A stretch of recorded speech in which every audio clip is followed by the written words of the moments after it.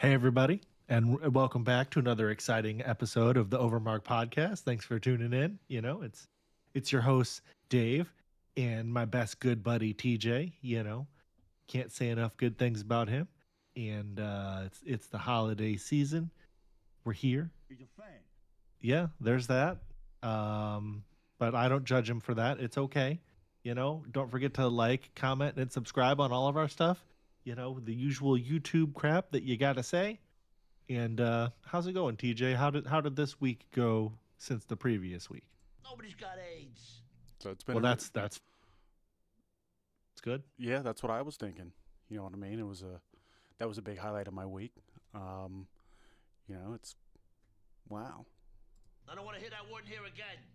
Okay, well, I guess he doesn't have to, but yeah, no, just one of those work days where Monday comes along and you're already like, fuck, man, like when can Friday come here along? And here it is, and I'm sure I'll squander away my fucking weekend I'm all fucked up here, but Well, no, we're good. So, but anyways, I'm sure I'll squander my weekend away, like I do every weekend. But it'll be good because at least I won't be working, and yeah, not really too much. I'm gonna maybe try to at least do one thing productive. I doubt that'll happen, but if it does, I'll be ahead of the game because I already understand my expectations.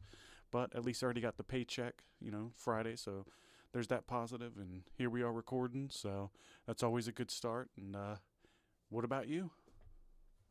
well, it was a week like any other. Work wasn't super crazy, so that was nice. I know everybody last episode was told that my recording setup would be slightly different this week. I had got my new desk and all that stuff. Well, not all the stuff came, so I wasn't able to assemble it, and it took a big whole week for me to finally get the parts to be able to assemble it. They actually came about an hour ago, so I will hopefully, ideally, assemble that tomorrow in the morning, assuming that I'm feeling motivated, which I should. I'm not on call. It'd be a good time to get it done. I'll be able to be uninterrupted. And I was thinking I might maybe do my Windows 11 upgrade. I'm not sure. We'll see how I'm feeling after I've done the desk. Maybe the Windows 11 upgrade will be a Sunday thing and not a Saturday thing, or maybe just a next weekend thing. Who knows? But those are the two pressing things on the agenda.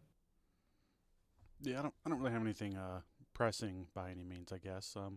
I'm not really sure what I may or may not do.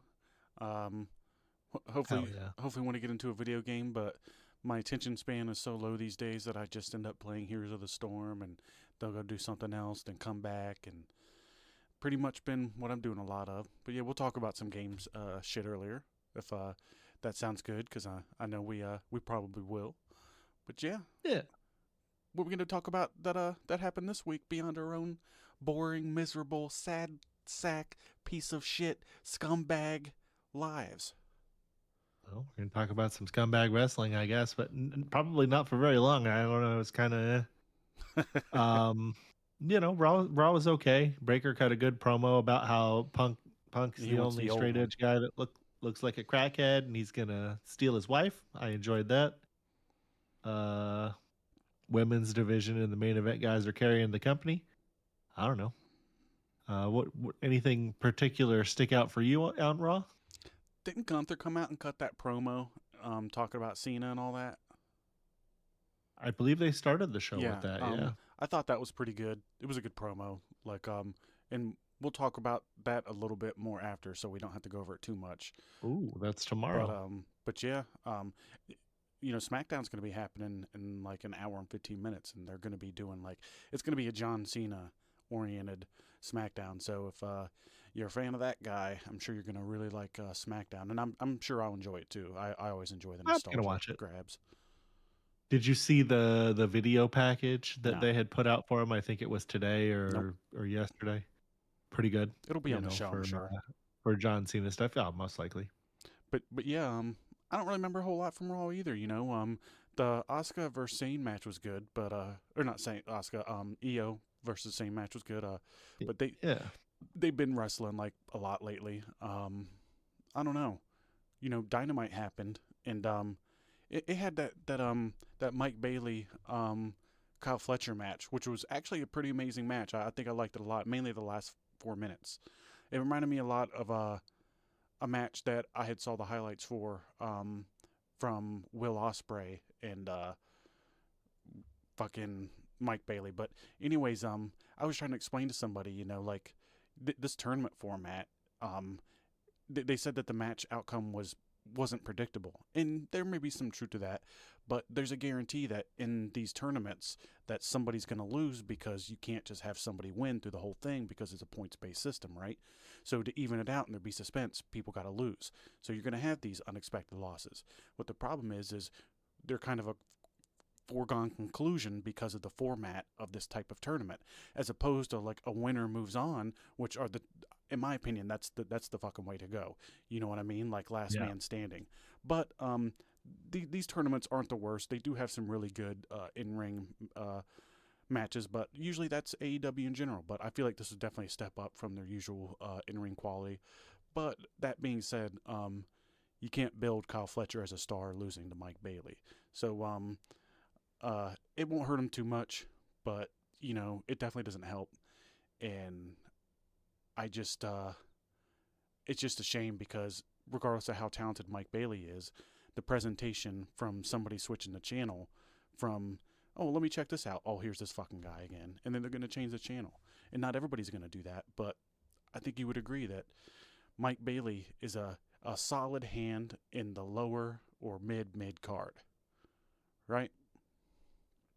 Yeah.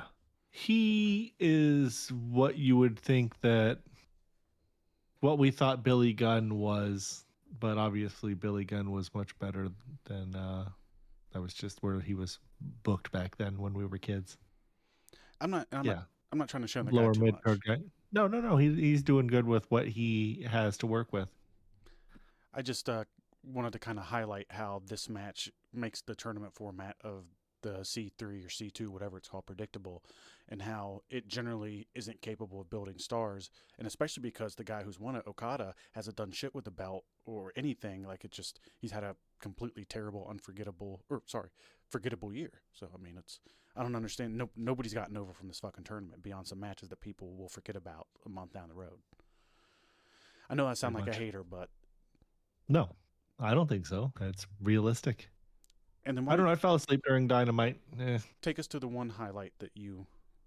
Oh yeah, I did notice the one of the things that I saw when I was doom scrolling Instagram was a clip of old Jungle Boy countering a tombstone by biting Okada on the penis.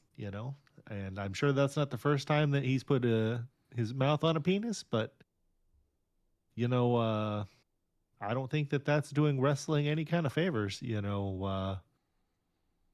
I don't think that anybody should be putting their mouth on anybody else's genitals on a nationally syndicated wrestling television program. Call me old fashioned. I don't know. Even if it is simulated or whatever. So, how were they presenting him when he was a heel before he got back with the dinosaur guy? I don't even know. Kind of like a tough guy, right? Wasn't afraid, wasn't backing down to stuff. He was a heel that was winning by not cheating a lot. Right. I do remember that. And we talked about how it made no sense. So now he's not the underneath guy he was when he was with Luchasaurus the first time. Now he's kind of stepped out of his shadow a little bit, and they're both kind of equals, and he's kind of got his own way of fighting. So what tough guy badass bites somebody's dick in a form of defense? You know what I mean? Like, it's just not happening. When have you ever been in a fight and things have been looking down for you? Maybe they haven't even been looking down. You're just looking for an advantage. When have you ever thought about putting a man's genitals into your mouth and then biting down as a form of like, hey, this is what I'm going to do in this next step of my form of fighting here? I mean, I imagine that I'd have to be like, it'd have to be dire straits, Yeah. I just, I would have had to have exhausted all other avenues of possible self-defense, Well, it'd have to be life or death, not a wrestling match. Yeah. And, maybe he probably wanted to do that spot. Who knows? Oh, I'm sure it was multiple guys in the back's fucking idea. He's a fag. Yeah. Oh, well, He's a fag. well, thanks for that, Mr. Gandolfini. Welcome to the OverMark Entertainment Podcast. Oh, Oh, thanks. I think we kind of already started. We're going to talk about wrestling. We're going to talk about a little what? MMA. Oh, And we might even talk some gabagool.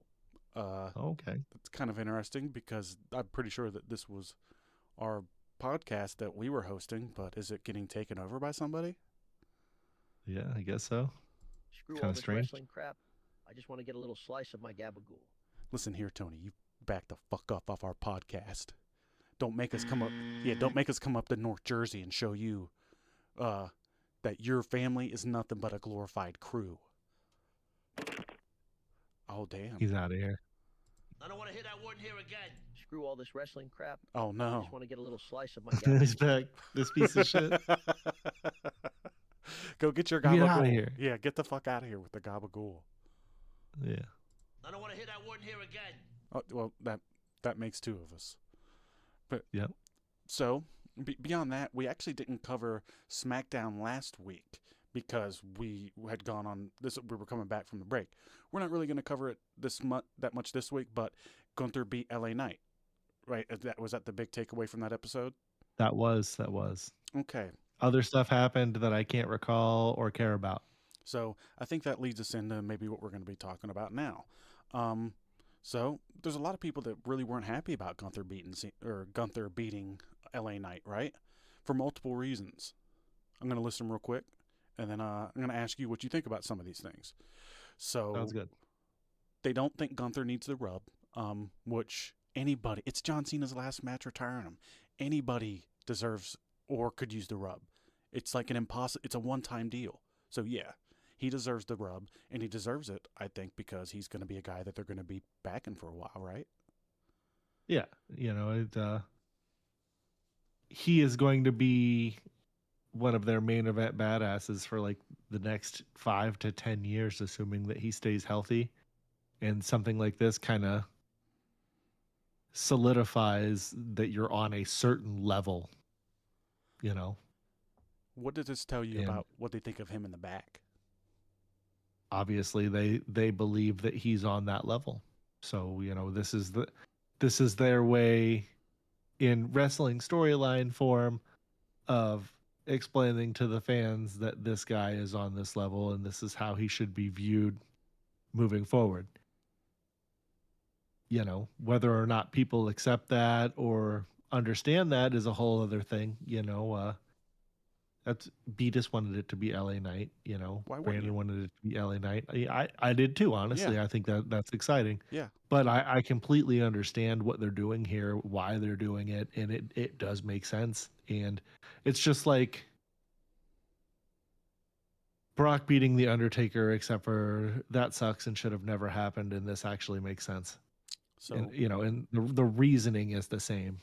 So it's like it's WWE too, so they're gonna have like a heel face dynamic. That's just what they're gonna do. They're not gonna you can't have the WWE style match without having that dynamic.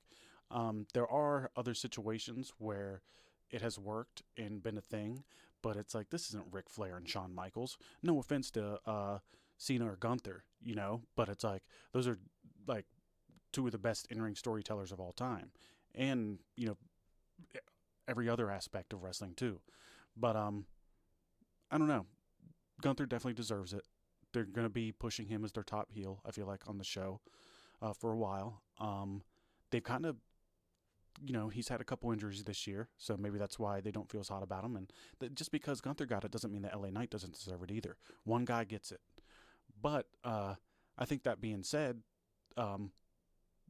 where do you think they're going to go with LA Knight here? Because you've noticed that he just got written off TV, at least for a little bit. And he actually was the guy that came back the fastest from getting tsunami'd last time, because you remember, like, they wrote Seth off from the show for a while with the same thing. They wrote a couple guys off. But they normally, when WWE does a lot of burying a guy, beating him and all that stuff, they usually come out on top at a point, and it's very unexpected. Next year is going to be the year of LA Knight. We're gonna I think see it's him soon. in a lot more prominent of a position. I think we may see him gone until it's ramping up to Royal Rumble time. Maybe a week or two before then, they may even consider having him win it. Probably not, but we're definitely going to see him in a much more heavily featured, prominent position next year.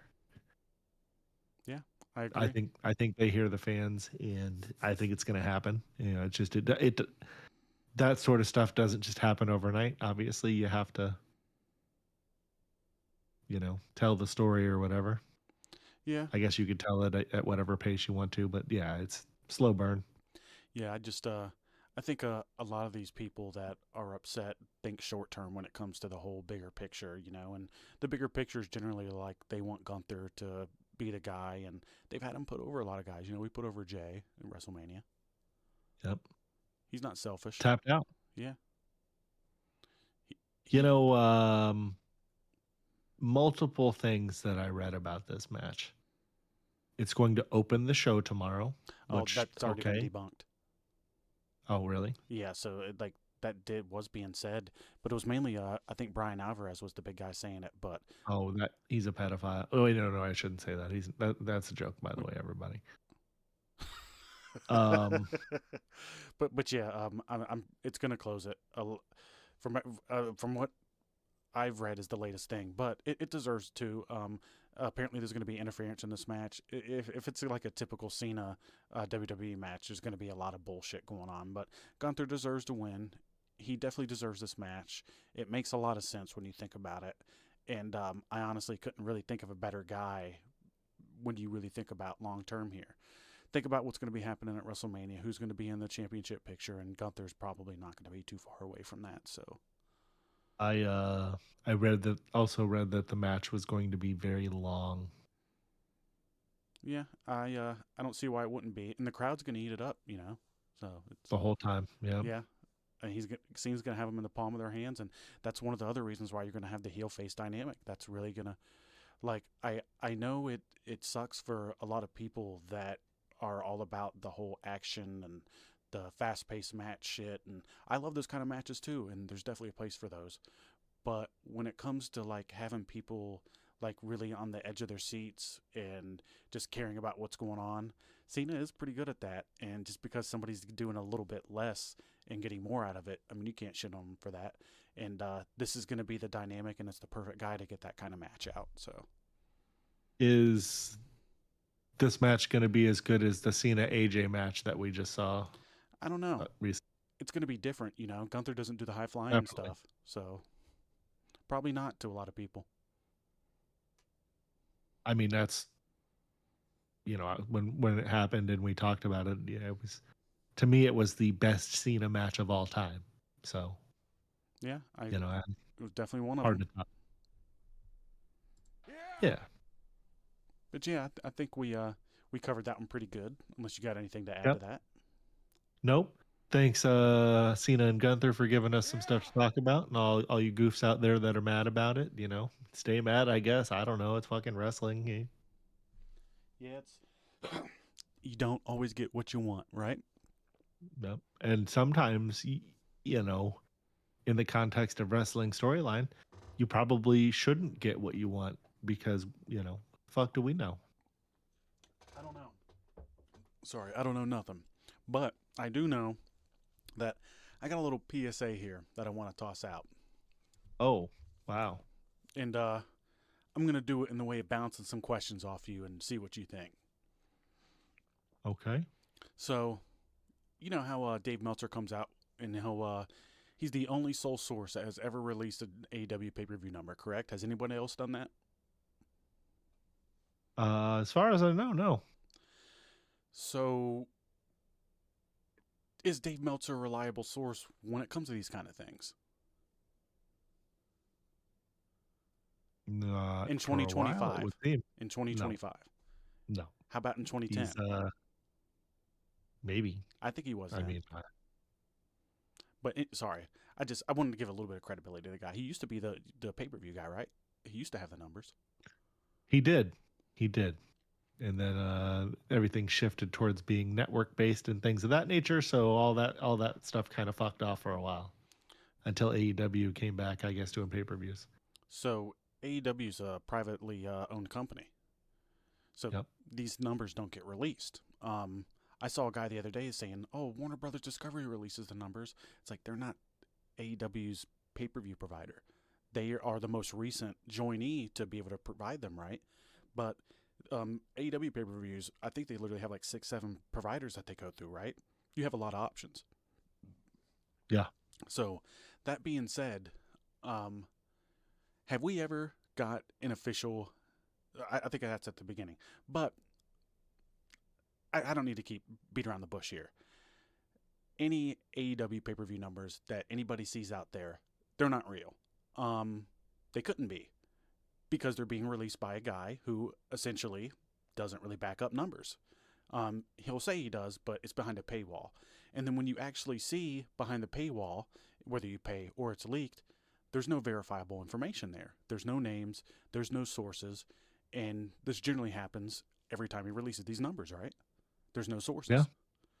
It's his way of hulking up his subscriptions and not actually giving anything to people. I don't know. I don't want to use the term fraud, because that's not what we're trying to do here. But fuck it, it went that way. It does seem kind of fraudulent. I don't know. So here's the thing that would be amazing. So I'm really bad at math. You're probably way better at it than I am. Oh no, dog! I went to school in Florida. I'm borderline retarded. Okay, so when it comes to AEW's viewership, it's like 600K. If you count Max and maybe say that it's got an extra 100K or something, being generous, maybe that's what it's got, 700, which is pretty good for them. But if they had 130,000 people buying that pay-per-view, that would be a pretty high turnover rate compared to their overall. And I feel like almost no product on the planet has that. So if they do have that, that would be a very impressive stat to boast. And they're not doing that, which will lead you to believe that that's probably not what the numbers are. If Tony Khan had a positive spin to put on these pay-per-view numbers, I feel like they would be out here. And I don't want to beat you guys over the head about this, saying like, oh, Dave Meltzer bad, Tony Khan bad. Tony Khan's a great guy. He's a great guy for the wrestling industry. He's providing jobs. I just think that it's kind of fucked up that you got a guy out here going out that's obviously somewhat biased for some strange reason. It's like he's a part owner of the company, because how else could he have access to these numbers since it's a privately traded company? But yeah, Tony's probably actually a pretty nice guy. Yeah, everybody says that he is. He's just probably a little bit awkward. He's a rich, spoiled kid. I mean that's what some people have heard him describe him as, and I'm sure he's a nice guy. But I'm just sorry. Let me take that back. He hasn't lived the same life as you and me because he's been rich. I mean, that's fair. That's all about I was trying to say. He's not a normal kid. He wasn't normal. Wonder what that's like. People out there, make TJ and I rich so that we can let you know. We'll report on it and explain to you what it's like. But with videos and such. But I'll move us on from this just to highlight, refresher. Don't believe in any bullshit pay-per-view numbers that you see released by a guy that doesn't have any sources. And if there's no sources on anybody's shit, you shouldn't believe them. And it's the same shit here. It's complete. Until there's a source, it's complete bullshit. I'm not buying it. That's about it. But anyways, you want to take us on to this next one? Yep. We got breaking news. Megan Bain is single. No, I'm kidding. Good luck, everybody. But what we're going to talk about here is who is the masked man, on the WWE program that we've been seeing as of late. Been seeing the different rumors, Austin Theory, Montez Ford, and the one that I thought was the most interesting was Ricky Saints. All of this could be some kind of setup swerve for Jericho. Nobody actually knows, but it's fun to try to figure out. A big part of me is hoping for Ricky. I think this would be a cool way to bring him up to the main roster. That hasn't been him under the mask. Ready. Huh? That hasn't been him under the mask. No. It couldn't be. I had read, Theory and Montez Ford, but I did read, I can't remember who had reported Ricky Saints, but, that's his one of them was wrestling black, reporting. For sure. Like I saw a picture, and like, unless they did a really good job with the makeup, he looked black. That was Montez Ford. Yeah. And then Austin It was Montez Ford on the Raw, and it was Austin Theory at the pay-per-view. I'm pretty sure. So, we were talking about this the other day. You think they're going to end up having it like just be some random out of the blue person? Like, I read that it could be Chris Jericho, maybe. Yeah, it'd be cool if it was Jericho. I still think that probably more saving him as a surprise for the Royal Rumble. Maybe not though. Who knows? Could you imagine if the Masked Man came out in the Rumble and then like unveiled himself at one point? That'd be some shit. I don't know if that'd be the way to go about it, but Nah. gun to your head, who do you think it's going to be? Because I think it's up to Paul to some extent too, right? This is his thing. Well, Paul has mentioned wanting to work with Austin Theory. He has mentioned wanting to work with Ricky. I mean, they're not gonna put a guy that he doesn't want to work with in there. I guess we're gonna have to wait and see. I don't actually know. I can't guess beyond the people that they've already reported. It would just be literally guessing, and my name is not. It's Dave, but it's not Dave Meltzer. Oh shit, that's funny. We were kind of just talking about that guy, but yeah, Yeah. they're trying the little mystery thing, which it has always worked pretty good for wrestling. You always want to tune in to see what happens next, right? Yep. Tune in next time. So, like, When they're screaming still and powering up. Oh wait, no, that's Dragon Ball. who's the mask guy that you remember most? You remember DDP was the mask guy for a little bit back in the day. He was stalking Undertaker's wife. I didn't like that angle. No, I don't think I a try lot to of people forget about did. that. But then they ended up having Adam Cole kind of be the mask guy for a little bit in AEW. Those are the two that stick up the most to me right now. But are there any Hulk other ones that I'm Hogan missing? as Mr. America or whatever. I think that's somewhat different, but not really to the extent I, that. I enjoyed that. Who was he? We still don't. We never found that out, did we? Nope. Yeah, that's crazy. I mean, it kind of looked like Hulk Hogan to me, but it obviously Might have couldn't have been. been because there was that time where he was on the Titantron while Mr. America was in the ring. Yep. How could they do that? Yeah, they can't be in two places at once. Nope. Huh. Maybe that's Yeah. something that we need to be asking ourselves. Deep dive investigational reporting style video on what's going on there. Look for that soon. But yeah, we just wanted to highlight that a little bit. We thought it's pretty interesting. I'm looking forward to seeing who it is, and I'm going to go with the wild picking old Chris Jericho. Yeah, most likely. Or And not. I wouldn't hate that. He's definitely going back to WWE. Tony obviously Yeah. doesn't want to pay him what he thinks he's worth. So what's worth it to him is retiring in WWE right now. Shit ton of He money got- or WWE. He got what he wanted out of Tony, and Tony definitely got what he wanted out of Chris. Chris legitimized AEW in the eyes of networks and fans, and they were able to secure their first TV deal off of his back. Pretty sure he's the highest Yeah. paid person that they've ever had. Yeah, probably. So that'll free up some money. Maybe they can get some other people. I don't know who they would get at this point. Everybody good's kind of already taken. Get some guy from Japan that 10 people on the internet have heard of that nobody cares about, and they can chop each other into oblivion, I guess. I don't know. AEW has like a really solid shot right now to kind of like really compete with. Become the number 3 wrestling program because TNA is going to be on AMC, and way more people are going to watch it. That's not where I was going, although there is a world where that could happen. But I'm saying they could easily compete with WWE. They need to hire real writers. They need to get a real booker in there.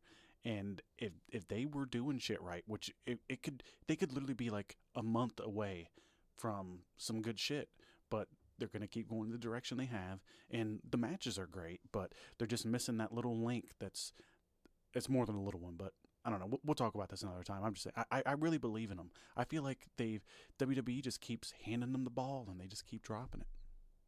Before we move on to the next subject, you know which booker they should get? Who? T? King Booker. Yeah. I honestly think he should just take Paul and offer him like $10 million and just be like, here, get your crew in here, hire who you want, and write me some, or just book my television show for me. Yeah, I mean, I don't know if Paul, in his advanced age and comfortable position, I would think be he'd do willing it. to even do that. I think he He would. may be though. I mean, you know, you paid him put enough. enough zeros on Yeah. a paycheck. Yep. His last name is Heyman. There is. But anyways, we'll And hey, man, why don't you move us on to our next thing? so we'll go over this too much. Nothing too crazy to talk about, but we had UFC 323 over the weekend, and there were a lot of good fights. It's kind of funny that one I linked the other day was like Ebo versus Ewo. Is that how they match those guys together? Like, oh, their name starts with I, and they got 3 letters in it. So, but that fight was nuts, wasn't it? It was like a minute and Bro. like 10 seconds. That thing was a banger. Daniel Cormier. That was the highlight of the evening for me. Actually, that was one of the ones that I did pay attention to. There was quite a few good stoppages though. Yeah. I know you're not going to remember any of the guys' names, but Nope. I'll go ahead and pull it up here. While he's doing that, the circling back to that fight, it reminded me of Diaz versus Daly in Strikeforce. TJ and I talk about that fight a lot. That It was way faster than that. Well, yeah, just in terms of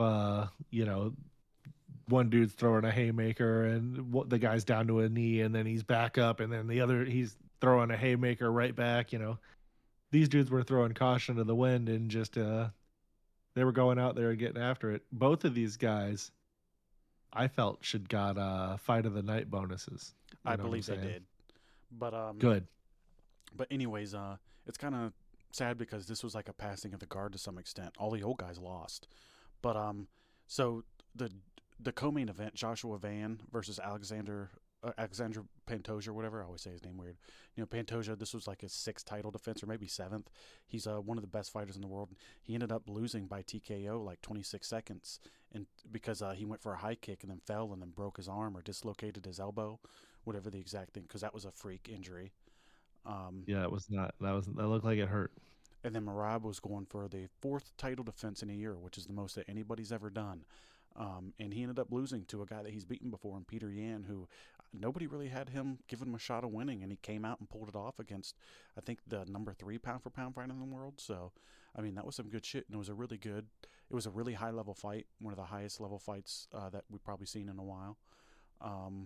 Then you had Peyton Talbot defeating Henry Cejudo, who Henry Cejudo's like, a former freestyle wrestling gold medalist, 2-time UFC champion, 2 different weight classes. Tatsuya Taira ended up knocking Brandon Moreno out by ground and pound in the 2nd round. I mean, you could just go on and on. This was an awesome fight. Chris Duncan ended up submitting Terrence McKinney in round 1. Just a lot of really good finishes here. I really enjoyed this card. And then we actually had a draw, which almost never happens. It's Jan Blachowicz versus Bogdan Gustav. Gustav ended up dropping him in the 2nd round, but then ended up losing the 1st and 2nd. So it's kind of a crap situation there. But overall, really good card. I know this is kind of you dipping your toes in to it a little bit here, Dave. But well, it was good to come back to watching it, and there be good fights. Quite a few entertaining fights. It wasn't like a boring card. Not that every fight has to have finishes in it, but there were a lot of fights that had finishes, and for casual fans, and I don't mean that in an insulting fashion, because you could call me a casual fan for sure, especially right now. For casual fans, this would have been a good card to pick it up. Yeah. Lot of stuff to enjoy here. A lot of entertaining fights. Man, this is how a lot of them have been. They're signing guys who they're like trying to like not sign as many grapplers, and they're trying to sign guys that like fight dumb. I think I was trying to explain this to you the last thing that we were in, but the cream rises to the top, and the guys who fight dumb, they had a lot of them on the card over the weekend, or last weekend, but entertaining fights. Oh yeah, just smashing each other. But yeah, Go back and rewatch that fight, everybody. If you didn't see it, I recommend it highly. so Iwo Barnowski versus Ebo Aslan, amazing fight. Overall, just a lot of good fights here, and we're gonna actually do a little bit more in depth talking about the transition and switch from ESPN, which their last event is tomorrow, but the last pay per view was last weekend. But the last ESPN event ever for UFC is tomorrow. And then the 24th is going to be their first one of next year. And we're going to go over that. We'll show you what you need to do to watch them and any changes, the price, all that kind of stuff. We'll inform you on that. But it'll be Paramount Plus. Spoiler alert: you're in a much better position to be able to watch all of the fights and shit now. Dana But White, we'll have more of that later. Dana White commented on it, and he's like, "How could it not blow up?" Right? Yeah, for sure. All of the potential eyes. Yeah. I mean, there's no reason to not always have it on if it's on. You know, if you're somebody that doesn't really watch TV, but your TV's on in the background, you're gonna find a lot more people have that on in the background. You know, it's gonna be on a lot of fucking TVs, I think. And I feel like wrestling and MMA go hand in hand. Like if you're a professional wrestling fan, MMA is just like if done right, the packages can be just as good, the promos can be just as good, and the hype can kind of be to another level because they're actually fighting. You know, excuse me, hiccup. But some of the best fights, you know, like McGregor Diaz, like they were you're more hyped for that than like a any wrestling fight that you've seen in a while because these guys know how to talk and get you interested in the fight, right? Throw cans of Monster Energy drink at press events. Hell yeah. You remember Jim when he was like, the MMA guys, I figured out how to do pro wrestling better than the pro wrestling guys. Yeah. Chael too, he definitely figured that out. But overall, you know, before we move on, you know, you got champs like Brock Lesnar, Ken Shamrock, Ronda Rousey, Dan Severn. I know we got more than that, but there's so much crossover with some of the stars too that it's just like it's really fun. Hank Abbott. Yeah, and it's really fun when you get to watch these guys who've wrestled go into MMA. CM Punk, not as successful there, but yeah, it's just a really cool thing, and we can't wait for you guys, if you haven't really checked it out, to maybe go along and start watching this stuff with us. Yeah, that'd be cool. Then you can interact with us about it and stuff. Yeah, Yeah, brothers. that's right, dude. Well, We're gonna interact with a little. We got our Channel 3 video game segment that we're gonna do here. Oh, like gang signs. Oh, there we go. I don't know. 3. Yeah, I got it in there. How do you hold it like that? Like that? It Whatever. doesn't matter to work. But yeah, so Like that. West Side. So yeah, what you got going on? What games you been playing? Well, I been doing a little bit of Ascension. I kind of winding that down, I think, other than PvPing on it. I think I did fire up Final Fantasy Tactics yesterday, and Yeah, you I've got said about that. 6 hours on it already. Man, it holds up. And How's the new graphics? How are the changes? the new graphics are better than the old graphics, but I mean, you still obviously tell it's an older game. Yeah. But all of the dialogue, if you pick the enhanced version, all of the dialogue is like audio as Oh, well. that's awesome. So like all the characters have voices and stuff like that.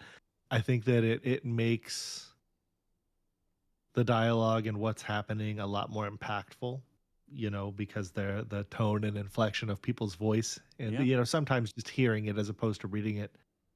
The story of that game with the things that happen. I don't want to spoil it for folks, but I recommend it. And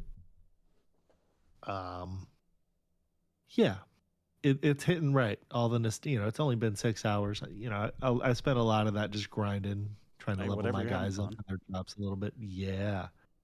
But you know, I remember at the beginning of the game, I'm picking the guy's birthday, and you know, obviously I always picked mine because it was November 11th, and it shows you the little zodiac sign and all that jazz. That was just random memory that I had from like 1997 or whenever it was that it came out. I was like, ah, cool. Just the random little things that you didn't know that you remember that you see and you're like, oh yeah.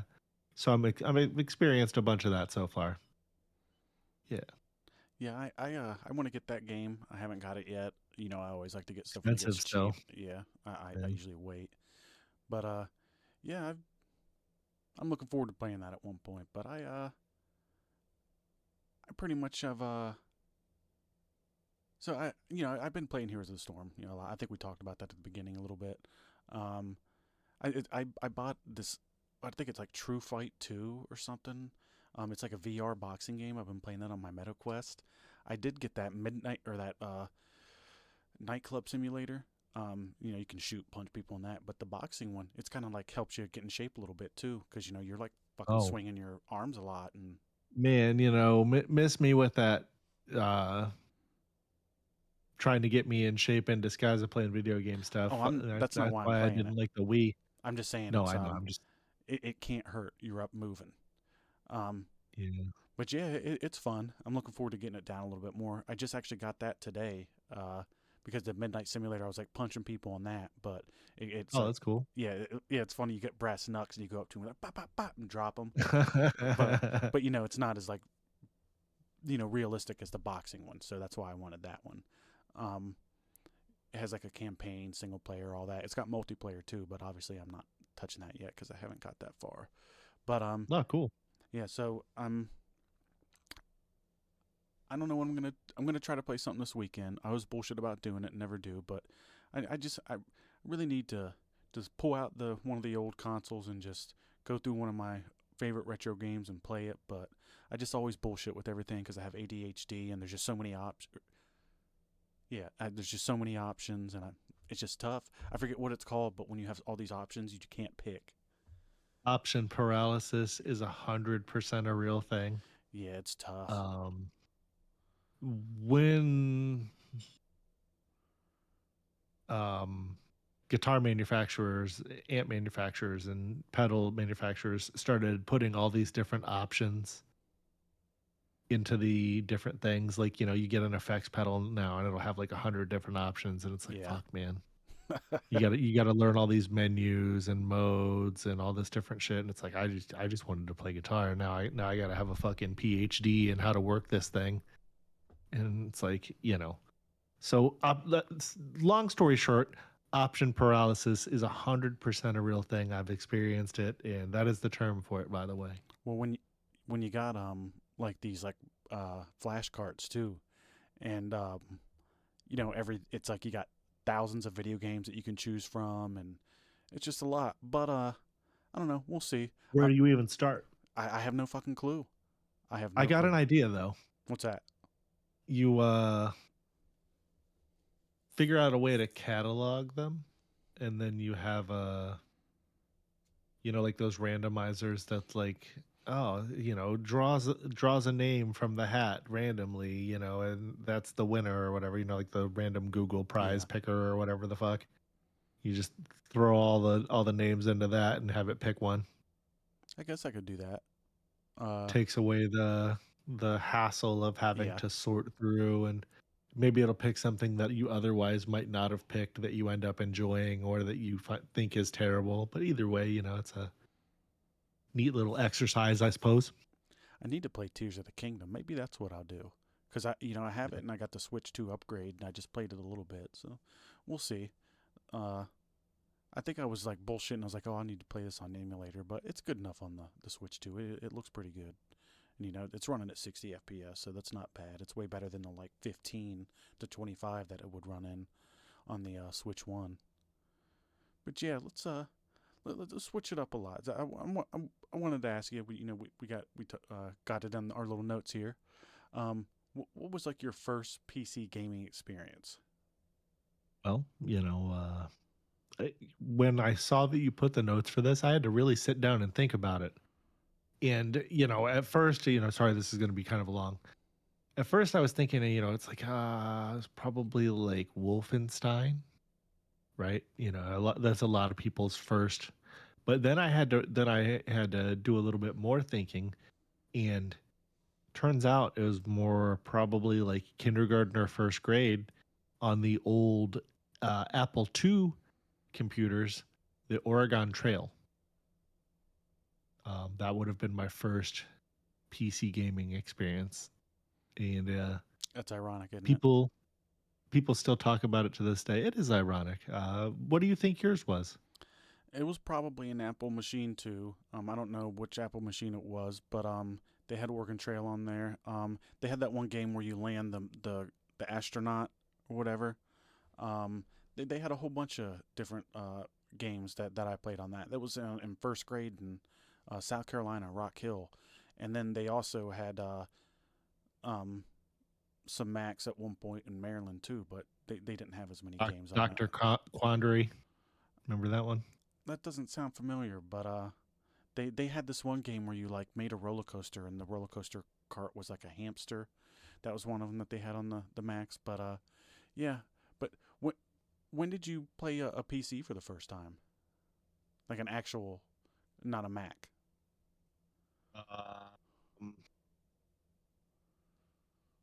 It would either be at my grandma Peg's house or my Aunt Jackie's house. I can't remember, What were you playing on that? but that would definitely have been Wolfenstein. That's cool. Yeah, the very first Wolfenstein is the first thing that I can remember playing on a PC. It was an old IBM. It was my Aunt Jackie. It was an old IBM. I couldn't tell you much about it beyond that. Obviously, giant old CRT monitor.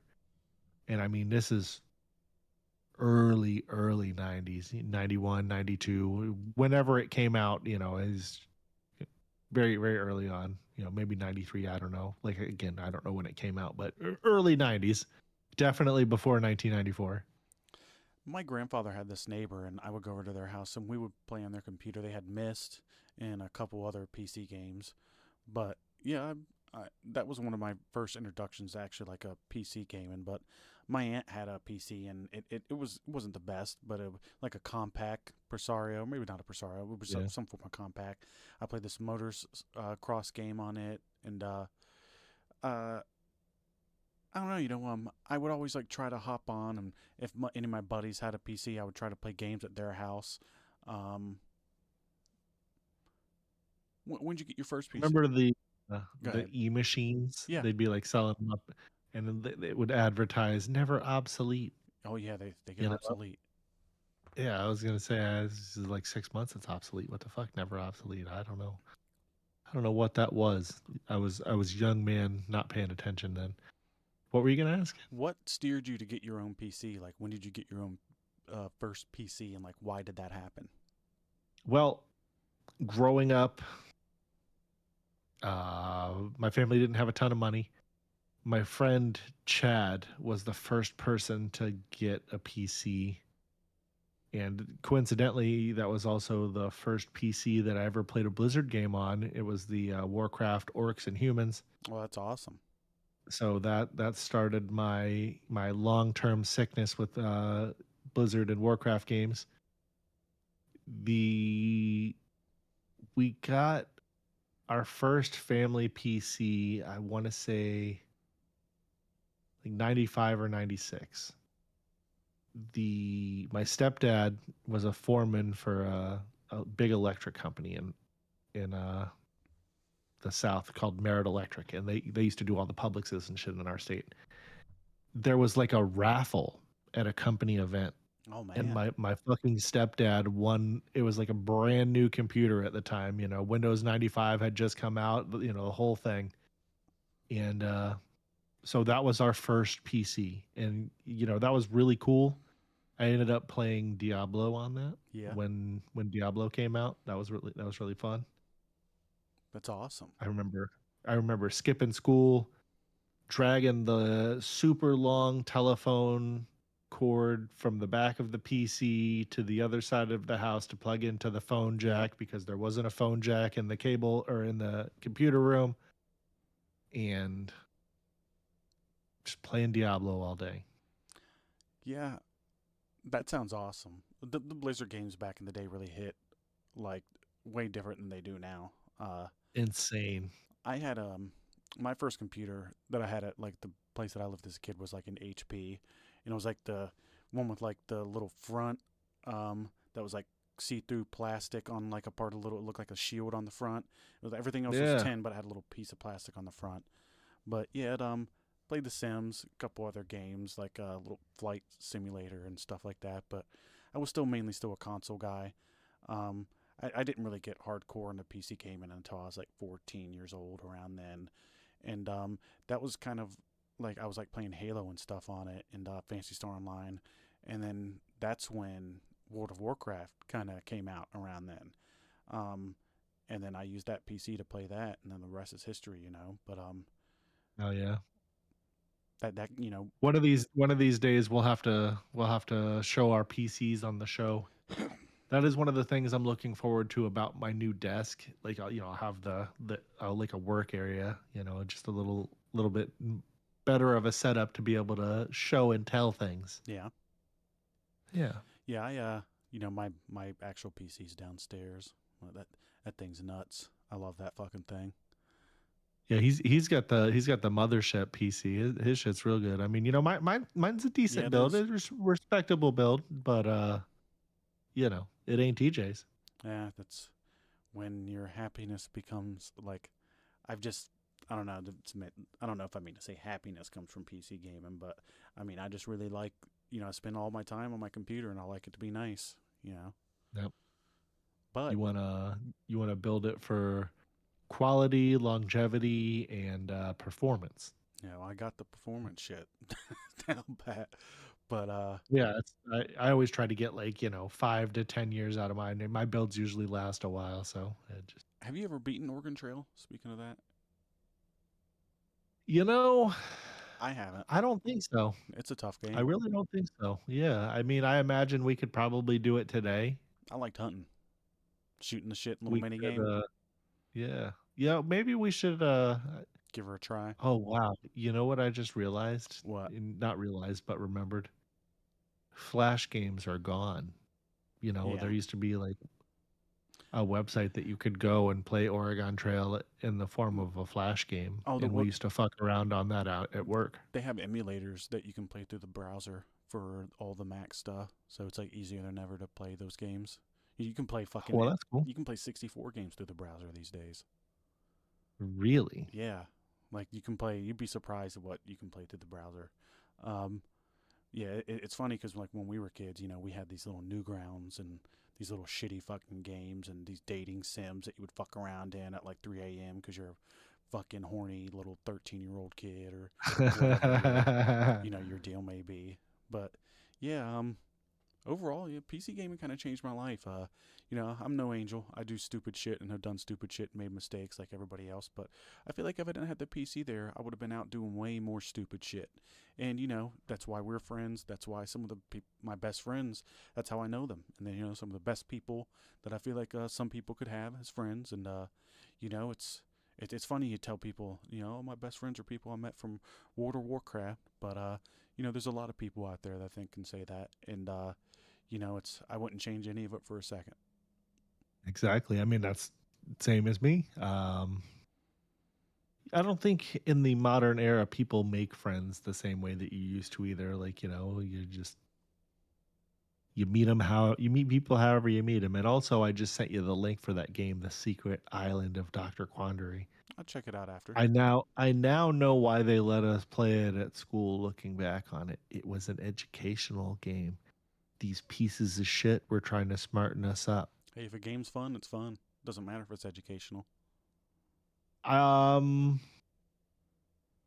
I think that we did have fun playing it. I also remember it being frustratingly hard after a certain point. So that you didn't play too long. Maybe it's on account that I'm dumb and it's an educational game. No, I'm just kidding. But that could be. I might have to revisit the game now that I have grown and get some revenge for 1996 Dave. You better not. Yep. Well. Yeah, But that in stereo. being said, had a fun little talk about some PC gaming there.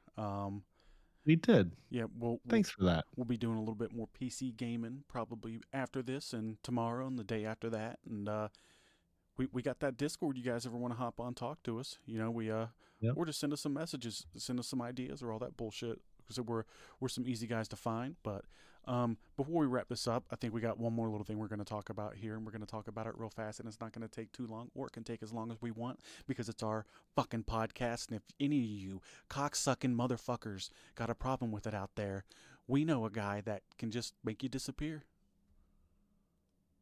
I don't know about that. Well, it's not us. We know a guy. I don't know anybody. You don't?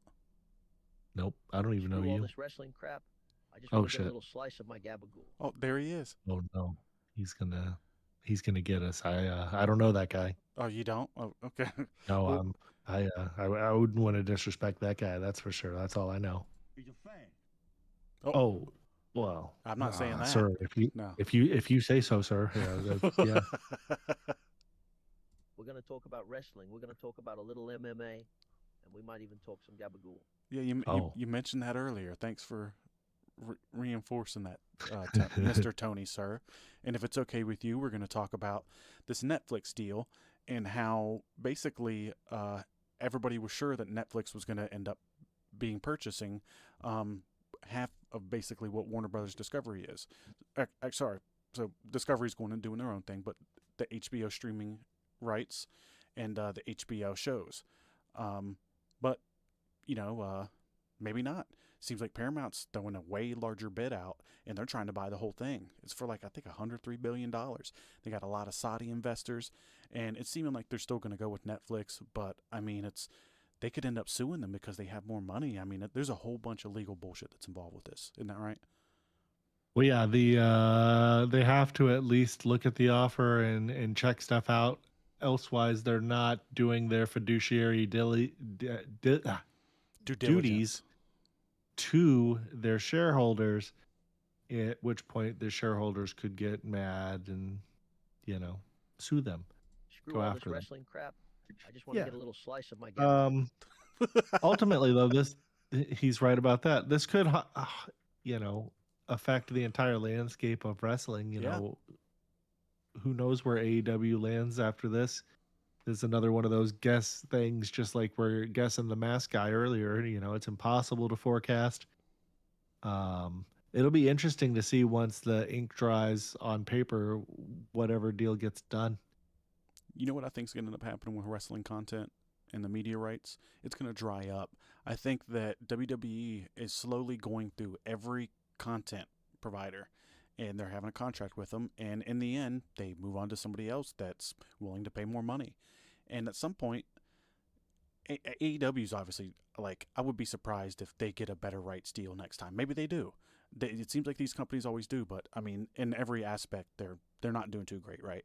But wow, I just lost train of thought. That stinks. But you look at WWE, and what was I even fucking saying, Dave? I blew it. It just slipped away. Well, we were talking about wrestling Yeah, on TV and stuff like that. I know, but basically, and how WWE has run through a lot of the streaming That's it. platforms, and so WWE at some point isn't going to be able to command this price because they're going to have to go back to somebody that they've gone to before.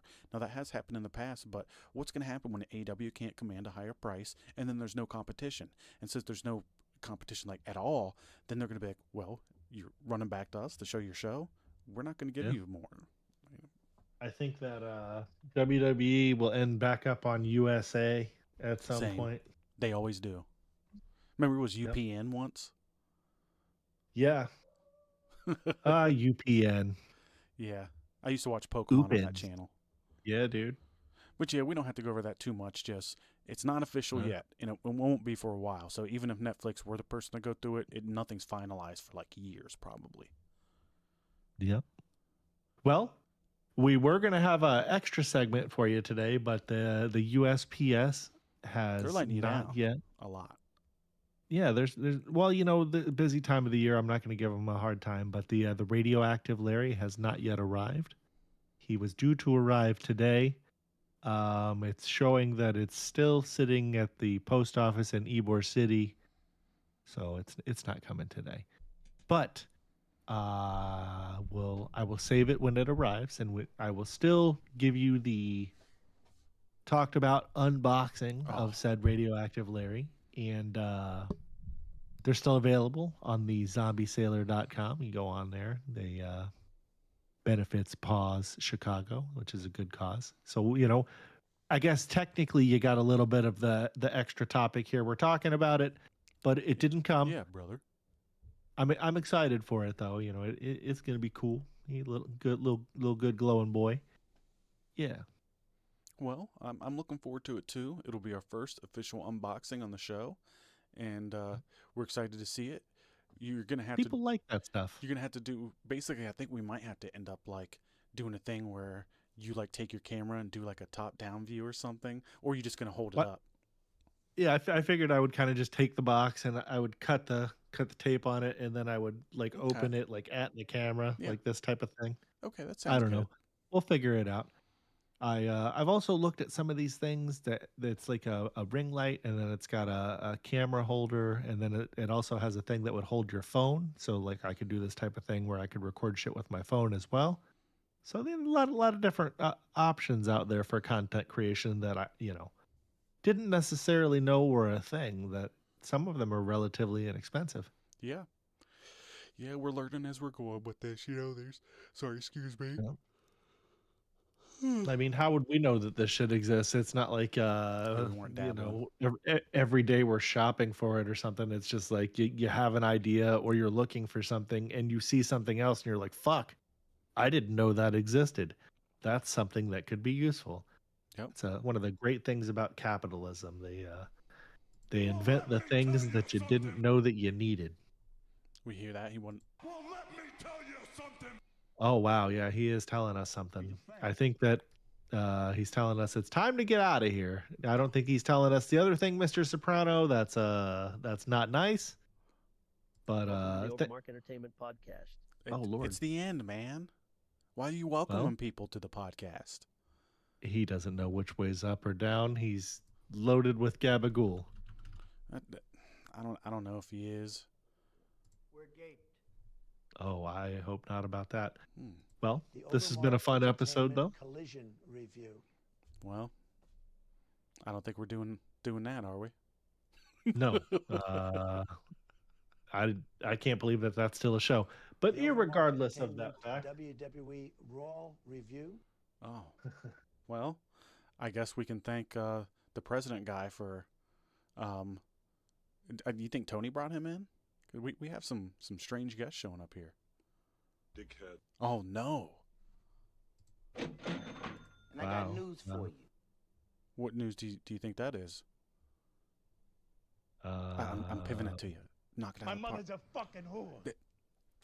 Wow. Well, Dave's mother, I hope that you turn it around and you figured that out, because no one wants a whore for a mother. Maybe you're a fag. You ever think about that? Something for us all to think about, maybe. Not really. Well, it was a fun episode, TJ. Thanks for the laughs and the good stuff. Yeah. Yeah, I appreciate you, Dave. Oh, looks like Brandon's up in the other channel. So we'll wrap up on here, and then we're going to go up in there. And, well, before that, I'm going to go grab my Italian boar's head sub out of the fridge. So, but let me tell you something real quick, Dave. Sorry. I hope you enjoy your sandwich. I enjoyed this episode. Thanks for listening. Like, sub, any of that kind of stuff. We appreciate it. But if you don't want to, we appreciate that too. It's all good. I'll talk to you here in a little bit, Dave. I'll talk to you over Maniacs. I'll toss it on to Dave, and then we'll get out of here. I mean, you're not tossing anything onto me, buddy. Yeah, I am. You say bye. That's it.